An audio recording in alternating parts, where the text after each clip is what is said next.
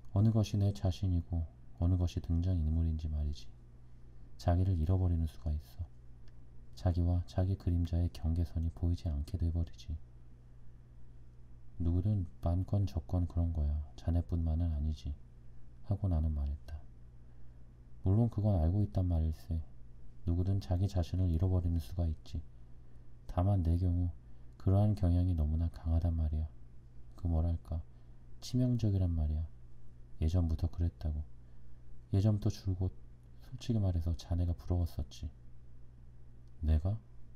하고 나는 깜짝 놀라면서 되물었다. 잘 모르겠는걸. 도대체 나의 어디가 부럽단 말인가? 어림도 없는데. 그 뭐랄까 자네는 늘 혼자서 저 하고 싶은 대로 하고 있는 것처럼 보였어. 타인이 어떻게 평가하고 어떻게 생각하느냐라는 그런 건 별로 생각지 않고 저 하고 싶은 것을 하기 쉬운 식으로 하고 있는 것처럼 보였어.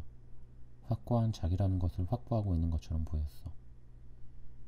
그는 스카치 워터가 담긴 잔을 약간 위로 치켜들고 그것을 투시해 보았다. 여보게, 나는 언제나 우등생이었지. 철이들 즈음부터 줄곧 그랬었단 말일세. 성적도 좋았지. 인기도 있었지. 겉보기도 좋았지. 교사들에게도 부모에게도 신뢰를 받았지. 언제나 학급의 리더였지. 운동도 능했지.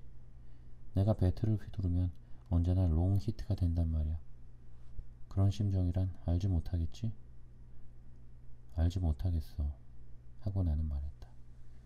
그래서 야구 시합이 있으면 다들 나를 부르러 왔었지. 거절할 수도 없었어. 변론 대회가 있으면 반드시 내가 대표가 됐지. 선생님이 날더러 하라고 했어. 거절할 수가 없었지. 하면 우승했어. 학생회장 선거가 있으면 나서지 않을 수가 없었지. 다들 내가 나설 줄로 알고 있단 말이야. 테스트에서도 내가 좋은 성적을 얻을 줄로 다들 예상하고 있었지. 수업 중에 어려운 문제가 나오면 선생님은 대개 나를 짚어서 질문을 했지. 지각 한번 하지 않았지. 전혀 나 자신이라는 건 없는 거나 다름없었지. 다만 그저 그러는 게 나한테 어울린다고 생각되는 걸 해왔을 뿐이야. 고교 시절도 그랬었지. 대동소이했지. 그렇지. 자네하고는 고교가 달랐었지. 자네는 공립의 고교로 가고 난 사립의 수험교로 갔었거든. 난 고교 시절엔 축구부로 들어갔다고. 수험교이긴 했지만 축구부는 꽤나 강했었지. 조금만 잘했더라면 전국 대회에 나갈 뻔도 했었다고. 중학교 때하고 되게 같았어. 이상적인 고교생이었지. 성적도 좋겠다. 스포츠도 만능. 리더십도 있겠다. 인근의 여고 여자아이들의 동경의 표적이었어. 연인도 있었다고. 예쁘장한 아이였지. 늘 축구 시합을 응원하러 와주었는데 그래서 서로 알게 됐거든. 하지만 그건 하지 않았지. 패팅뿐. 그녀의 집에 놀러가서 부모가 없는 사이에 손으로 한단 말이야. 서둘러 말이야. 하지만 그걸로도 재밌었어. 도서관에서 데이트했지. 그림에 그린 것 같은 고교생이었지. NHK의 청춘물 같은 거. 고은다는 위스키를 한 모금 마시고 고개를 저었다. 대학에 들어가면서는 약간 양상이 달라졌지. 분쟁이 있었지. 전공투. 당연히 내가 또 리더격이 되었지. 움직임이 있는 곳 반드시 내가 리더가 되거든. 뻔한 일이야. 바리케이트를 봉쇄하고 여자와 동거 생활하고 마리화나를 빨고 디퍼플을 듣고 그 무렵 다들 그런 짓들을 하고 있었지. 기동대가 들어오고 좀 유치장 신세도 졌지. 그리곤 할 일이 없어져서 같이 살던 여자를 따라 연극이라는 걸 해보았어. 처음엔 장난삼아 했었지만 하고 있노라니까 차츰 재미나지 않겠나? 신참이었지만 좋은 역도 맡겨주더군. 나에게 그런 재능이 있다는 것도 비로소 알게 되었지. 무엇인가 연기한다는 재간이 있었던가 봐. 자연 그렇게 됐지. 한 2년 하고 있노라니까 제법 인기가 있어지더군. 그 무렵엔 제법 짓궂은 짓도 했지. 퍽도 술을 마셨고 한껏 여자와 잤지. 하지만 다들 그 무렵엔 그런 짓들을 했었다고. 영화회사 사람이 와서 영화에 나가보지 않겠냐고 하더군. 흥미가 있었으니까 나가봤지. 나쁜 역은 아니었어. 다치기 쉬운 고교생 역이었지. 이내 다음 역이 왔겠지. TV에서도 요청이 왔어. 나머지는 뻔할 뻔짜야. 바빠져서 극단을 그만뒀지. 그만둘 때에 당연히 옥신각신 한 번 했었지. 하지만 하는 수 없었어. 언제까지 전위 연극을 하고 있을 수는 없지 않나. 난 좀 더 크고 넓은 세계에 흥미가 있었거든. 그리고 현재 요 모양이란 말일세. 의사와 교사와 스페셜리스트. 광고엔 두 군데 나가고 있어. 위장약과 인스턴트 커피. 이것이 그 크고 넓은 세계라는 셈이지. 고온다는 후휴 한숨을 쉬었다. 아주 매력적인 신용의 한숨이었는데 그래도 한숨은 한숨이었다. 그림에 그린 것 같은 인생, 그런 것 같지 않나?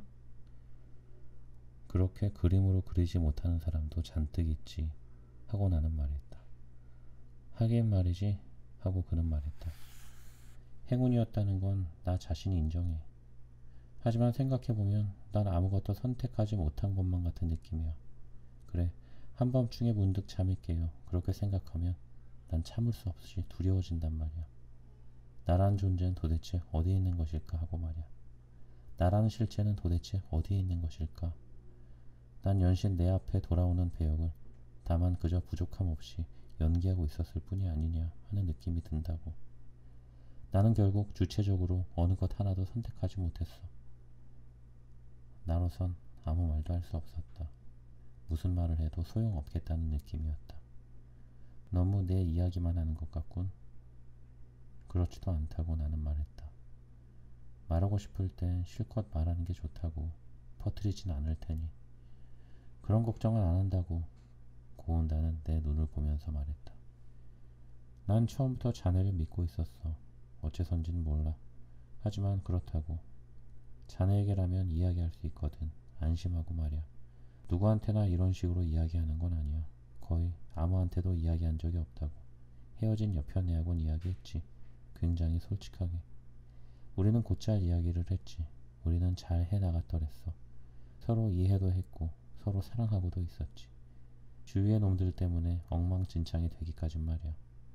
나하고 그녀하고 단 둘이라면 지금이라도 훨씬 더 잘 돼 나갔을 거야.